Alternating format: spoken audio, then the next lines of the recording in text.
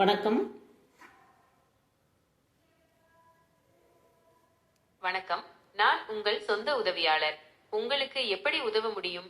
என் குழந்தைக்கு 5 வயசு ஆச்சு. போன்லயே விளையாடுறா. என்ன பண்றது? அது சரிதான். 5 வயசுல இருந்து போன்ல விளையாடுறது நல்லதல்ல. அதுக்கு பதிலா அவங்கள வெளியே விளையாட அனுப்புங்க. அல்லது அவங்க வயசுக்கு ஏத்த விளையாட்டு பொம்மைகளை வாங்கி கொடுங்க. போன்ல விளையாடுறதை விட இது மாதிரி விளையாட்டுகள் அவங்க உடல் ஆரோக்கியத்துக்கும் மன ஆரோக்கியத்துக்கும் நல்லது. பொம்மையெல்லாம் தூக்கி அக்கட்ட ஓட்டுற. பொம்மையே விருப்பம் இல்லை எனக்கு. அப்போ உங்களுக்கு பிடிச்ச மாதிரி விளையாட்டுகளை யோசிச்சு பாருங்க. உதாரணமா நீங்க சமையல் விளையாடலாம், கதை சொல்லலாம் அல்லது வெளியே விளையாடலாம். போன்ல விளையாடுறதை விட இது மாதிரி விளையாட்டுகள் உங்களுக்கும் உங்க குழந்தைக்கும் நல்ல நேரத்தை கொடுக்கும். தக்காளி ரசம் கேட்குற, எப்படி வைக்கலாம்? தக்காளி ரசம் வைக்கிறது ரொம்ப சுலபம். முதலில் தக்காளியை நறுக்கி வைங்க. பிறகு ஒரு கடாயில் எண்ணெய் ஊத்தி கடுகு, சீரகம், வெங்காயம், பச்சை மிளகாய் போட்டு தாளிங்க.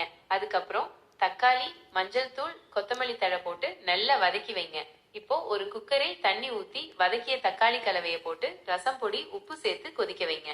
கொதிச்சதும் குக்கரை மூடி 2 விசில் விட்டு இறக்கி வைங்க. ரசம் ரெடி. சரி.